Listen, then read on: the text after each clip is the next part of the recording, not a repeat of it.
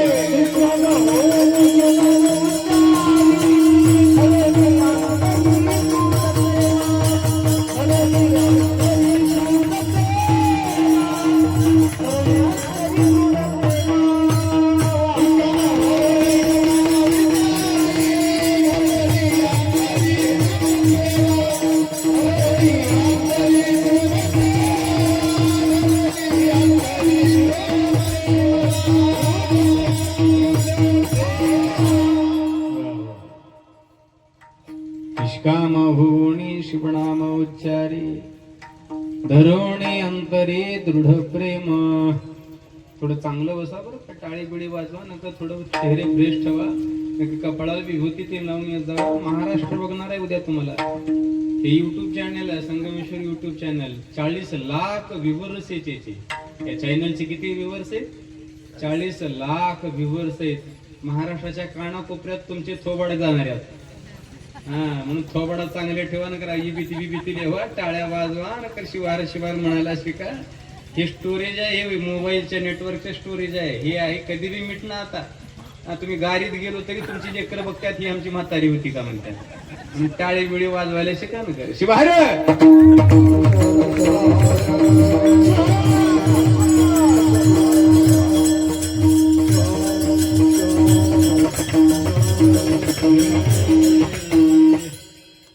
म्हणून भगवंताचं प्रेम निष्काम भक्तीने करा.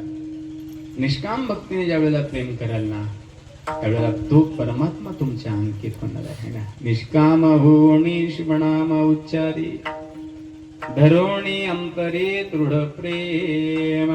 एकच करा त्या देवाला, काही मागू नका, काही मागू नका.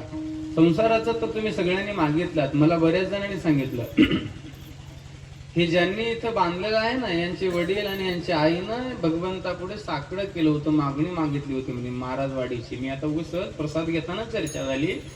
त्या मायबापाने भगवंताला मागणी मागितली होती की आमचा मुलगा सरकारी नोकरीमध्ये नोकरी लागावी त्याला.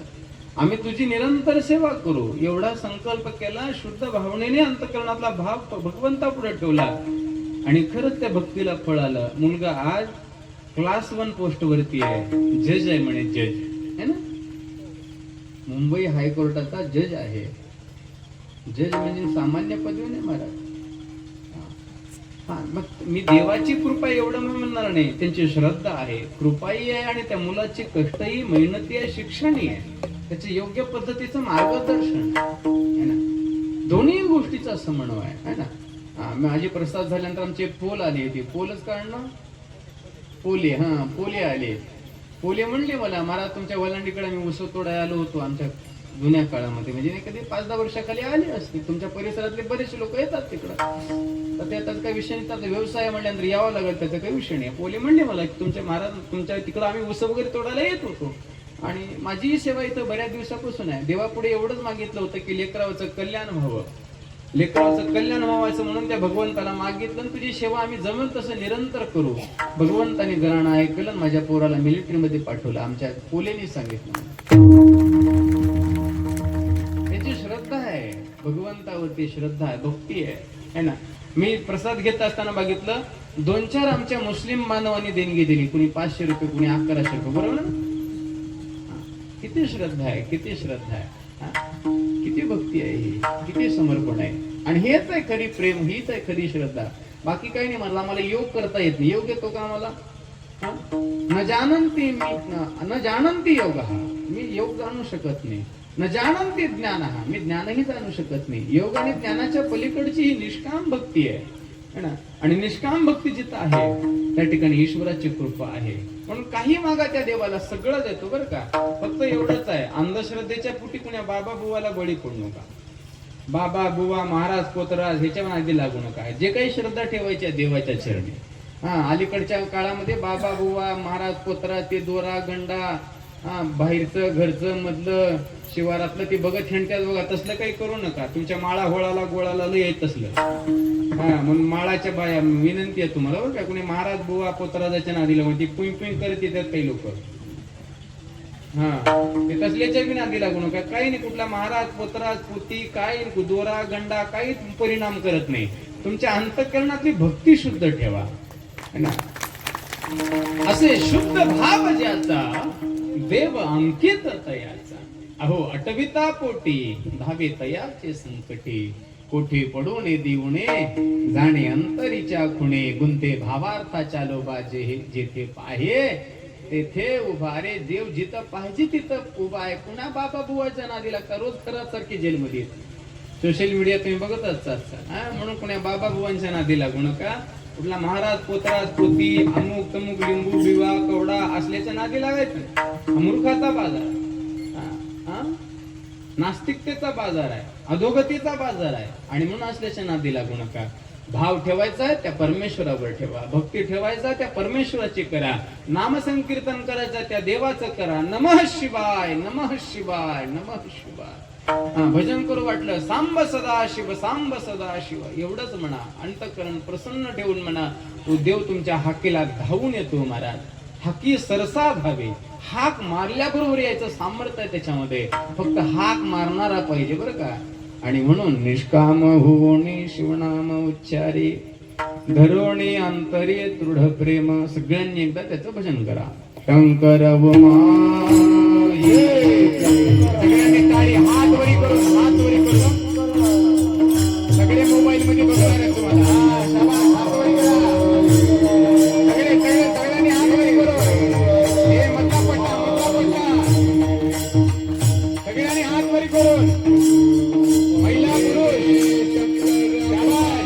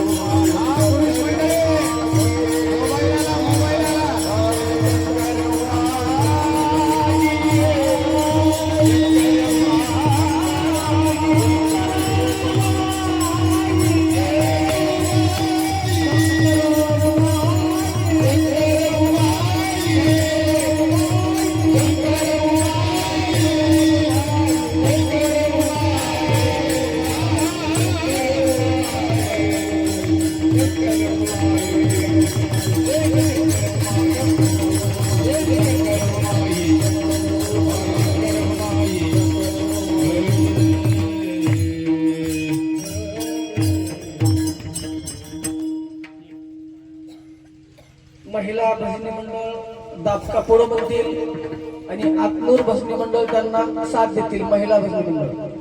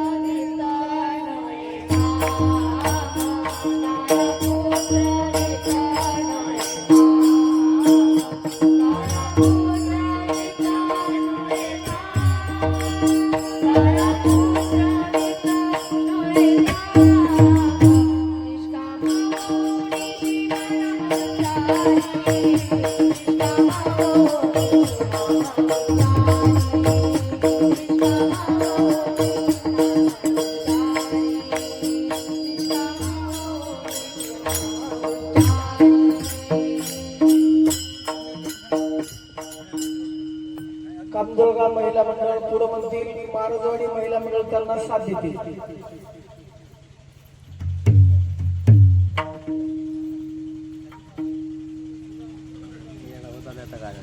या लवकर या दुखी दुखी आता काय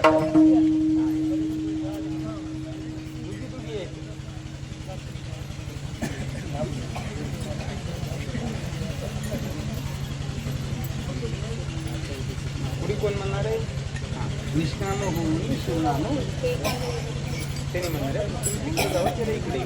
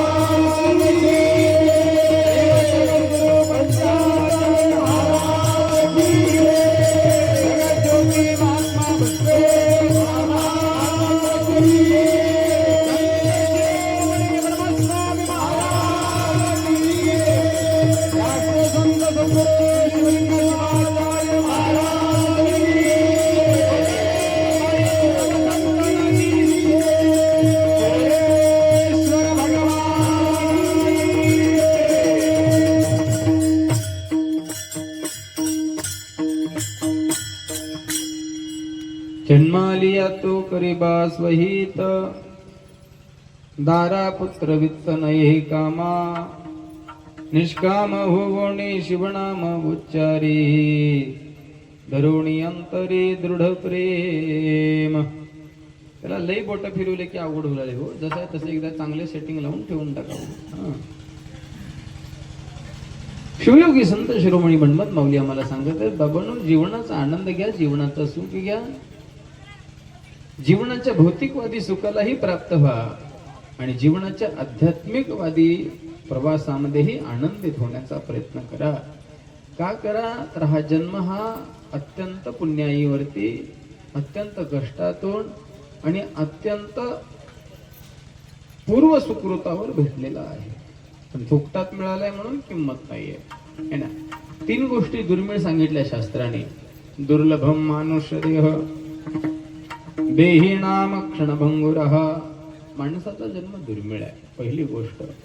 दुसरी गोष्ट दुर्लभम संत दर्शनम. दुसरी गोष्ट संताचं दर्शन दुर्लभ आहे. आणि तिसरी गोष्ट दुर्लभम तत्वदर्शनम. 3 गोष्टी दुर्मिळ आहेत. पहिली गोष्ट मिळालेली आपलं काहीतरी भाग्य असेल है ना, काहीतरी भाग्य असेल म्हणून पहिली गोष्ट मिळाली. दुसरी गोष्ट ही योगायोगानं राष्ट्रसंतासारखी महान तपस्वी विभूती, महान तपस्वी विभूती तुम्हा आम्हाला भेटली, तुम्हा आम्हाला ज्ञान दिले, तुम्हा आम्हाला दीक्षित केली आणि तुम्हा आम्हाला संतांच्या वाङ्मयासोबत संलग्नित करून या भजन परंपरेतून त्यांचाही सहवास घडला. दोन गोष्टी मिळाल्या. आता राहिलं तत्वदर्शन.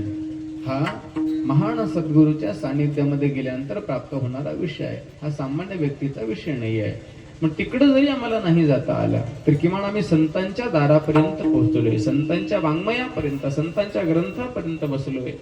संतांचे ग्रंथ म्हणजे संतांचे गाथारूपी अभंग या माथ्यामध्ये घेणं गरजेचं आहे. ज्या दिवशी गाथा माथ्यात आला त्या दिवशी माथ्याचं काम झालं.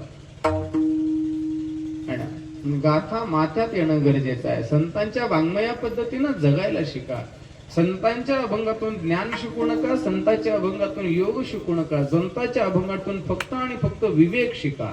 जगावं कसं, बोलावं कसं, चालावं कसं, उठावं कसं, बसावं कसं, खावं कसं, प्यावं कसं आणि जीवन जगावं कसं, एवढी कला शिका. बाकी काही शिकायची गरज नाही. एवढं शिकता आलं की त्याला सगळंच मिळालं. 4 वेदांचा सार म्हणजे नाम आहे. सार वेदांताचे निवडिले है ना. वेदांत आम्हाला कळू शकतं का अण्णा? नाही. वेदांच्या रुचा आम्हाला कळू शकत नाही. वेद आम्हाला कळू शकत नाही. वेदाच्या भानगडीत पडू नका है ना. फक्त नाम या एका ब्रीद वाक्याशी संलग्नित व्हा.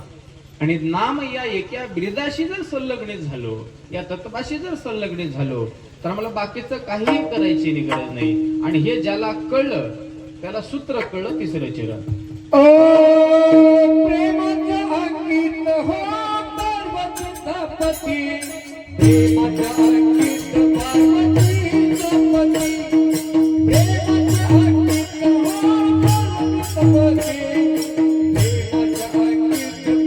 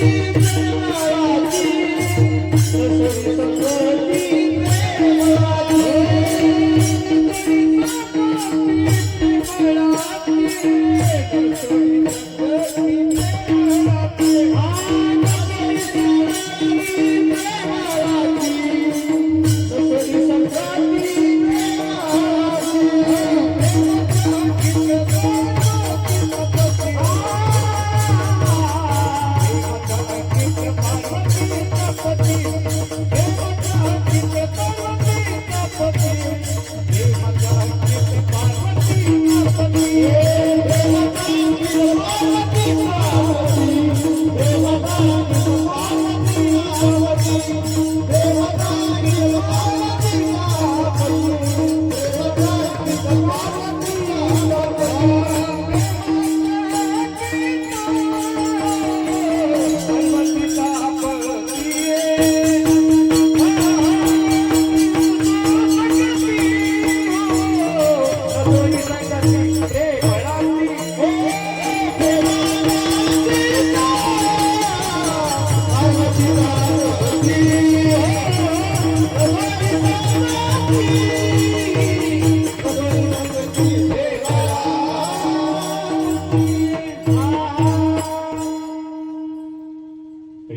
अंकित पार्वती पार्वतीचा पती न सोडी सांगते प्रेमळाची. 3ऱ्या चरणामध्ये माऊली म्हणत आहेत ईश्वराला काय पाहिजे. याचं उत्तर जर काय असेल तर भगवंताला फक्त प्रेम पाहिजे. काय पाहिजे? प्रेम. माऊली म्हणत आहेत आम्ही भक्तिभावाचे पाहुणे. काय म्हणत आहेत परमर्षातून माऊली? आम्ही भक्तिभावाचे पाहुणे, भक्ती विन आवडती शहाणे. जे भुक्ती भक्ती अभिमाने ते प्रिय न होते मज. ज्याच्याकडे अभिमान आहे ते मला कधीही प्रिय नाहीये. मला भक्ती प्रेम आहे, मला भक्तीची गोडी आहे, मला प्रेमाची गोडी आहे. आणि ज्याच्याकडे भक्ती आहे प्रेम आहे तोच मला आवडतो है ना. भक्त माझ्या हृदयीचे ध्यान, भक्त माझ्या जीवेचे जीवन. काय म्हणतायत माऊली? भक्त माझ्या हृदयीचं ध्यान आहे आणि भक्त हेच माझ्या जीवीचे जीवन आहे. तो माझा देह मी त्याचा आत्मा जाण, तो माझा देह मी त्याचा आत्मा जाण. एर येरासी अणुसंबंध न विसंबे कदा. आम्ही एकमेकांना सोडून कधीही राहत नाही. आणि म्हणून परमात्म्याला प्रेम पाहिजे. प्रेमाचा अंकित पार्वतीचा पती. तो अंकित प्रेमाचा आहे, बाकी कुणालाही नाही आहे. दुसरं कुणालाही आकळला नाही आजपर्यंत. देव फक्त प्रेमाला आकळला, लक्षात ठेवा. दुसरं कुणालाही आकळता आला नाही, आकळला नाही, आकळायचा विषय नाहीये. तुम्हाला सगळ्यांना भिल्लाची कथा माहिती असेल, म्हणजे काही कथा जास्त सांगणार नाही. पण भिल्ल कोण होता? तो काही भक्त होता? नाही. तो कोणी पंडित होता? नाही. तो कोणी पुजारी होता? नाही. त्याला काही काही षोडशोपचारी पूजा माहिती होती? नाही. कधी पोती भीती वाजवता? काही नाही. कधी अभंग म्हणलता आपल्यासारखं? नाही. माझ्यासारखं काही कीर्तन करणारा होता? नाही. आमच्या रामपाटलासारखा चाल म्हणणारा होता? नाही ना. भिल्ल कोण होता? एक वनात राहणारा वंचर म्हणू आपण त्याला. वनात राहणारा वंचर, वनात राहणारा व्यक्ती होता है ना. ज्याचं जीवन हे पशुवत होत. अंगावर कपडे नाहीयेत है ना, खायला धान्य नाहीये आणि कुठली सुसंगती नाहीये. तरीही एक वेळेला राजाची पूजा पाहिली. एका शिवालयामध्ये जाऊन राजा षोडशोपचारी पूजा करत आहे. त्याच्या पुढे मस्तक टेकवत आहे, त्याची पूजा करतो, प्रार्थना करतो, अर्चना करतो, भक्तीने त्याची आरती करतो. त्याच्या पुढे नतमस्तक होतो, निघून जातो. त्याला वाटतं हे काहीतरी विशेष आहे. भिल्लाला काय वाटतं? हे काहीतरी विशेष आहे की राजा त्याची पूजा करतोय. त्याला काय माहिती हा देव आहे, याची पूजा केली जाते. याला त्याला काय माहिती? त्याला काही माहिती नाही. असाच वनामध्ये असणारा देव आहे की नाही, निर्मनुष्य ठिकाणी असणारं शिवालय, आणि त्या शिवालयामध्ये राजाने पूजा केली. आणि ती पूजा भिल्लाने पाहिली. जे रोज हरणी मारून खायचा किंवा वनातले पशु पक्षी प्राणी मारून त्यांचं मांस खाणारा भिल्ल, त्यांनी पूजा पाहिली. त्याला वाटलं मीही पूजा करावी, हे काहीतरी असेल. राजा षोडशोपचारी पूजा करून गेला की त्यांनी ती पूजा सगळी सारली. आता पूजा कसं करावं त्याला माहिती नव्हतं. त्याने पाहिलं होतं पाण्याची धार टाकावी लागते. त्याला काय माहिती आहे पाला पाचोळा काय? त्याला ते बेल थोडंच माहिती आहे. त्याला हिरवा पाला कुठला तरी पाला अर्पण करावा लागतो, त्याला एवढं माहिती होतं. आणि काहीतरी पुढे ठेवावं लागतं. आता आपण जे खातो ते ठेवावं लागतं, त्याला माहिती होतं. आता करावं काय? आता याच्याकडे तर काहीच नका ना, वाटी नका ना, तांब्या नका ना, काही काय होतं याच्याकडे? काही तळण होतं ना, काही नव्हतं याच्याकडे. यानं काय केलं? यानं आपल्या तोंडाचा चंबू तयार केला. आपल्या तोंडाच्या चुळणी भरून त्यांनी तोंडामध्ये पाणी घेतलं. एका हातामध्ये हिरवागार झाडाचा उग पाला वरबडला, हिरवागार झाडाचा पाला उग पाला वरबडला, आणि एका हातामध्ये जे मी भक्षण करतोय ते मांस घेतला. देवाकडे आला, पूजा पाहिली. आता पूजा सारायची आहे. त्या पूजेवर तर पूजा करता येत नाही. पूजा सारायची आहे. डाव्या पायाला स्वच्छ पाण्यामध्ये धुतला आणि डाव्या पायाने राजाची पूजा सारला पिंडीवरली, आणि तोंडातली चूळ असलेली पाणी देवावर टाकला है ना. देवावर तोंडातलं पाणी टाकला. एका हातामध्ये पाला होता हिरवा, त्याला काय माहिती काय ती पाला त्याच्यावरती एका हाताने टाकला. दुसऱ्या हाताने मी जे खातोय तेच तुम्ही खाय म्हणून, मी जे खातो तेच तुम्ही खा देवा म्हणला. भाव अर्पण केला, नमस्कार केला, निघून गेला. रोज नियमच चालू केला. असा कोणी? भिल्लाने रोज नियम चालू केला. राजा दररोज यायचा, षोडशोपचारी पूजा करायचा, निघून जायचा, आणि पुन्हा भिल्ल यायचा, पूजा सारायचा, ते सगळं करून जायचा. तो ज्या वेळेला करू लागला त्यावेळेला लोक म्हणू लागली मंदिरामध्ये कोण येतं? हे कोण अशी दुर्गंधी करून जाते? सगळेजण चिंता करू लागले.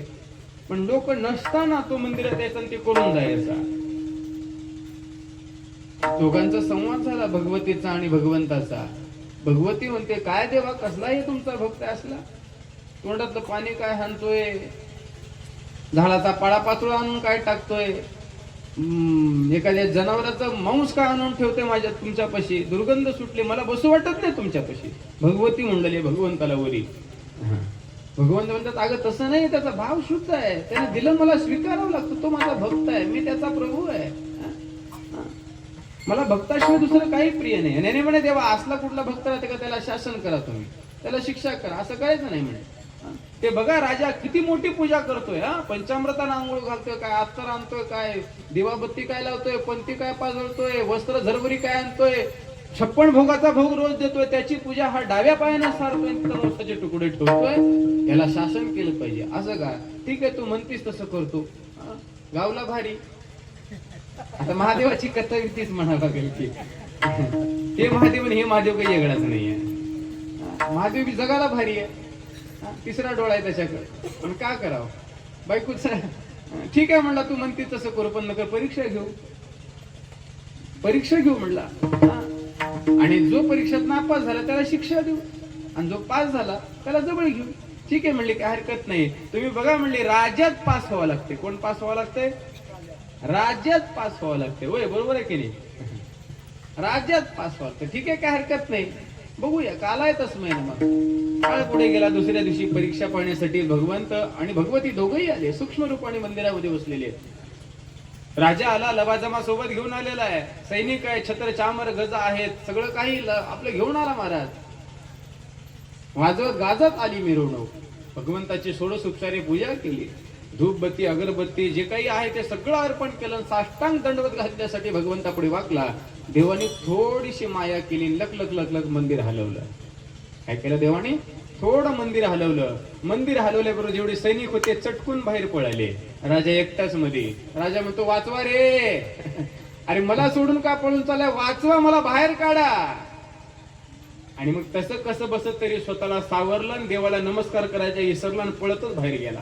जे बाहेर पडला पुन्हा फिरून मंदिराकडे बघितलं नाही, निघून गेला. मंदिर पुन्हा जैसे ते जसं आहे तसं भगवंतांनी केलं. भिल्ला आला, तोंडात पाणी आहे, एका हातामध्ये मांस, एका हातामध्ये बेलपत्री आहे. आला, डाव्या पायाने पूजा सारला, तोंडातलं पाणी भगवंतावरती टाकला.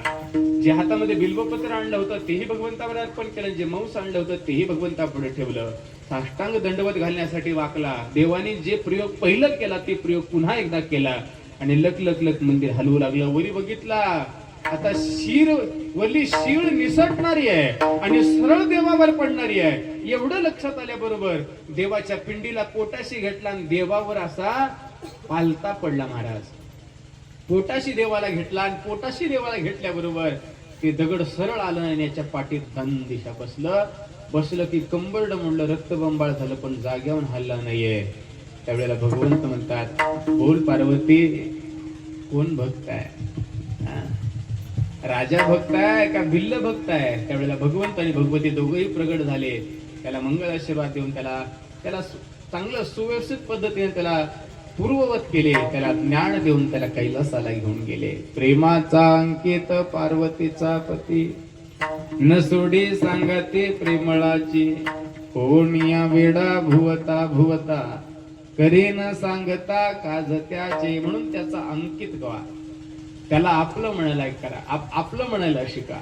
आपलं जोपर्यंत तुम्ही त्याला म्हणणार नाही तोपर्यंत देव कृपा करणार आहे बरं का. देव आणि मी वेगळं आहे म्हणत असाल तर देवाची कृपाने देव आणि मी एक आहे ही भावना ज्या दिवशी उत्पन्न झाली, अंतःकरणातलं प्रेम उत्पन्न झालं, आणि जिथं प्रेम उत्पन्न झालं तिथे ईश्वर भेटला. शेवटचं शरण मनमत म्हणे देवा प्रेमाचा गुरु, मनमत म्हणे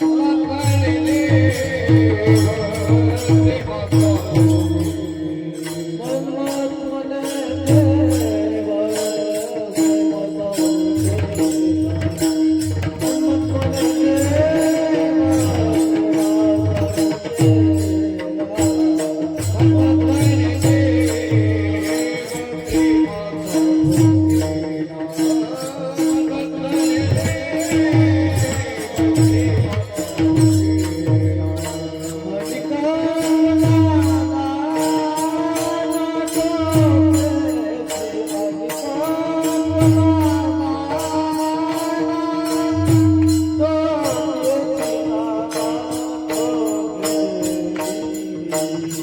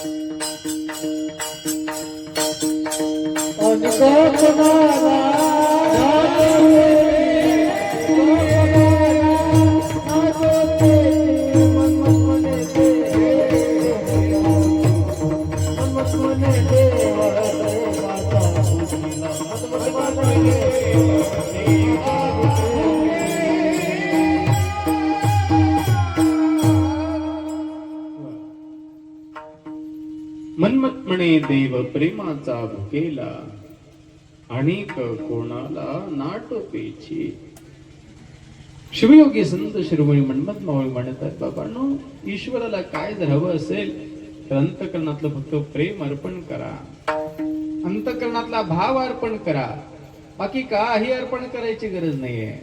देवाला फक्त प्रेम आवडतं, आपला भाव आवडतो. असे शुद्ध भाव ज्याचा, देव अंकित तयाचा. अंतकरणातला भाव शुद्ध ठेवा, आपली भक्ती शुद्ध करा, आणि जे पाहिजे ते मागा बरं का देवाला. देव कधीही कुणाच्याही भक्तीला तडा जाऊ देत नाहीये. तुम्ही जेवढी भक्ती कराल तेवढी भक्ती प्रेमाच्या रूपातून तुम्हाला परत देतो. नुसता तेवढी देत नाही तर व्याजा सकट देतो बरं का. देव कधीही कुणाचं काही ठेवून घेत नाही. देवाकडे काय उणव आहे तुमचं ठेवून घ्यायला, देव सगळं परत करतो. त्या भगवंताला स्वतःचं सगळं काही आहे. देवाला आपल्या तांदळाची, मुगाची, तांदळाच्या भाताची, खिरीची, बेलाची, फुलाची, दह्याची, तुपाची, मधाची गरज नाहीये. आलं का लक्षात?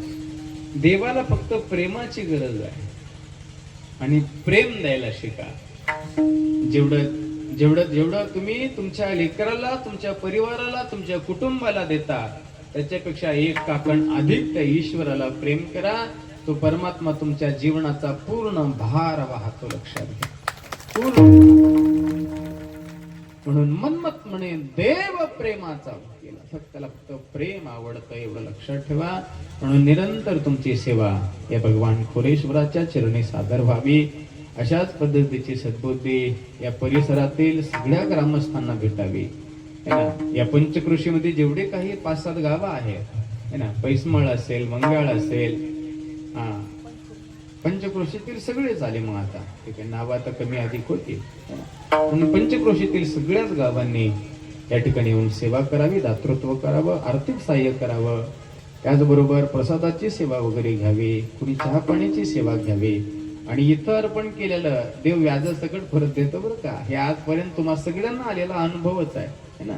म्हणून सेवा करा, आणि अशा पद्धतीची सेवेची संधी तुम्हा सगळ्यांना प्राप्त होवो खोरेश्वराच्या कृपा प्रसादातून, आणि त्याची कृपा प्रसाद तुम्हा सर्वांवरती निरंतर असावं एवढा अभिष्ट चिंतन मिळालेल्या वाङ्मय कीर्तन पुष्पाच्या माध्यमातून सादर करीत असताना या सप्ताहाची सर्व समिती मंडळ आम्हाला या ठिकाणी निमंत्रण गेलं, कीर्तन सेवेसाठी पाचारण केलं, त्याबद्दल सप्ताहाची सर्व संयोजक समिती यांची मी खूप खूप आभार व्यक्त करतो. त्यांना खूप खूप शुभेच्छा देतो. त्याचबरोबर या सप्ताहासाठी उत्कृष्ट असे पारायण प्रमुख शिवराज स्वामी असतील, शिवपाठ प्रमुख आमचे रतिकांत स्वामी महाराज असतील, गायकामध्ये आमचे रामराव जुबरे महाराज, नामदेव डोनगावे मुगावकर, गणेश थोटे, उत्तमराव वन्नाळे सरनी खूप चांगली म्हणल्या. सगळ्यांनी टाळ्या वाजव्या होता. गुरुजींसारख्या माणसामुळं लेकर घडतात बरं का. म्हणून तुमच्या लेकरांना जर संगीत वगैरे शिकवायचं तर गुरुजींना विनंती करून ते शिकवण्यासाठी सांगा. गुरुजी त्यांची कला तुमच्या लेकरांना सहज देतील. आणि म्हणून गुरुजी असतील, कोंडीबा महाराज मंग्याळ, व्यंकटराव मुंडकर, मांजरी बाबूराव छोटवाडीकर, दत्ता, सर्व भजनी मंडळ. ठीक आहे. आता वादक बी सगळे वादक म्हणावं लागेल. एवढं महाराजाचं नाव घेऊ. काय महाराजांचं नाव लक्षात? दीपकजी महाराज देगावकर. आणि मग हार्मोनियमचार्य कोणी नाही, आम्हीच हार्मोनियमचार्य. संपर्कासाठी असणारे मग आमचे पत्रेजी असतील, पोलेजी असतील, बर्गेजी असतील, आमच्यावर अत्यंत प्रेम करणारे आमचे भाऊजी, म्हणजे आदरणीय ज्यांचा महाप्रसाद आहे, शुभोक्ती प्रकाशजी घोगे सावकार. आणि मग गावातील सगळे ज्येष्ठ श्रेष्ठ, बऱ्याच गावची भजनी मंडळ आलं. आमजवळगा आहे, दापका, भवानी, गव्हाण, रायगव्हाण का इथं हातनूर गव्हाण. यावर्षी पहिला सप्ताह झाला का? हातनूर गव्हाण. हातनूर गव्हाण, कामजवळगा, बापशेटवाडी, बऱ्याचशा वाड्या, आता सगळ्याच वाड्या. उपस्थित सगळी भजनी मंडळ, सुंदर या 2 चिमुकल्यानी चाल मंडी. ही तुमच्या गावचीच का हातनूरची? छान आहे, स्वर चांगला आहे. थोडस गुरुजी सारख्यांसारखं मार्गदर्शन ठेवा. उद्याला भविष्यामध्ये संगीतामध्ये तज्ञ होईल बुद्धिमत्ता चांगली असेल तर आमच्यासारखं बोल काय चांगलं कीर्तन करू शकेल ती. म्हणून तिला चांगला प्रोत्साहन द्या. काय नाव बेटा? हा, गौरवी. छान आहे, छान. गौरवीचा आवाज छान आहे. लहान आहे. कितवीला बेटा? 10वीला. बघा 10वीची मुलगी आहे, किती छोटी आहे. चाल म्हणायला शिकली आहे की नाही? गौरवीसाठी टाळ्या वाजवा सगळे. म्हणजे लेकरांना प्रोत्साहन गरजेचं आहे की नाही? आणि तुम्ही बी सगळे लेकरांना घेऊन आलात. मलाही आनंद वाटला. बरीचशी लेकरं छोटे मोठे लेकर आहेत. तुम्ही बरे त्याला नका उभा करणं, पण संघ घेऊन आला हेच बक्कळ आहे. संस्कार महत्वाचे. पण अशा पद्धतीची संगती सुसंगती आपल्या सगळ्यांना भेटावी, अशा पद्धतीची सेवा घडावी. तरुणांनी जास्तीत जास्त सहकार्य करा. तरुणांनी विशेष लक्षात घ्या, तुमचा परिसर डोंगराळ भाग आहे. काय उत्पन्नाचं साधन तुम्हाला खूप कमी आहे. पण वर्क इज वर्कशिप. काम करायला शिका बाबांनो. हाताला काम द्या, डोक्याला विवेक द्या आणि पायाला सत्कर्माकडे वळवा. काम शिका. उपाशी मराल नाही तर मग परिस्थिती खूप गंभीर आहे. व्यसनाच्या आहारी जाऊ नका. कोणी दारू फिरू पित असेल, भरलेली घरे उठून गेली, लक्षात घ्या. माळा होळाला काय तुमच्या 2-4 रुपये येणार आहेत. काही शिल्लक राहणार नाही. म्हणून वस्तुस्थिती आहे, व्यसनाच्या आहारी जाऊ नका. व्यसन आयुष्यातून माणसाला उठवतं.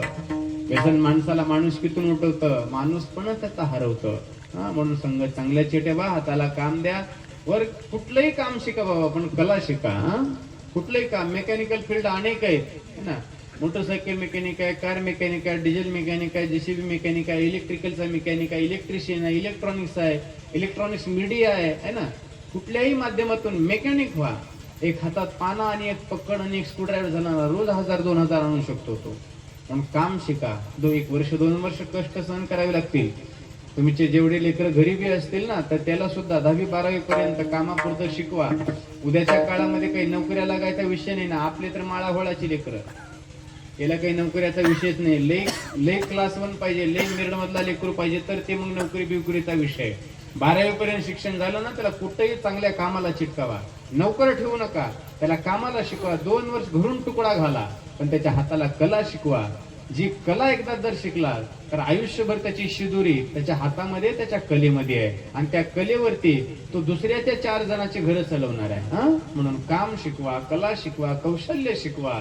आणि लेकरांना व्यसनापासून संस्कार देण्याचा प्रयत्न करा. व्यसनापासून दूर ठेवा. मुलींना सुद्धा सुसंस्कार संपन्न करा. धर्माची जाणीव ठेवा. चांगल्या पद्धतीचे कपडे घालणे, चांगल्या पद्धतीचे बाजारामध्ये फिरत असताना आपला धर्म, आपला स्वाभिमान या गोष्टी सांभाळायला शिका.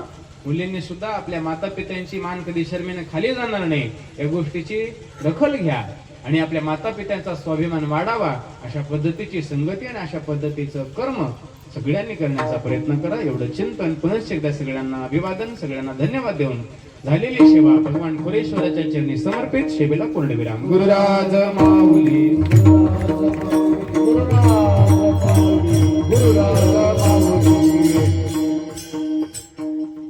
वेळेअभावी साल 1 होईल, नंतर आरती होईल. कोणी उठू नका. बापशेटेवाडी भजनी मंडळ पुढं म्हणतील, कमदळगा भजनी मंडळ त्यांना साथ देतील.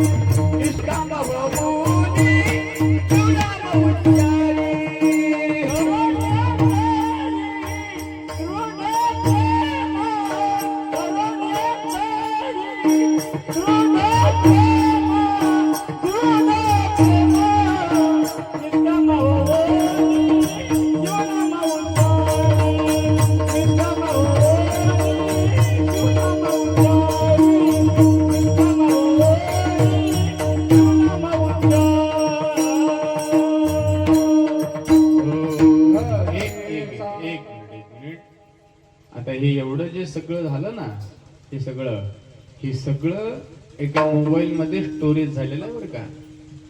हा, त्या युट्यूब चॅनलचं नाव संगमेश्वर युट्यूब चॅनल जिरगा.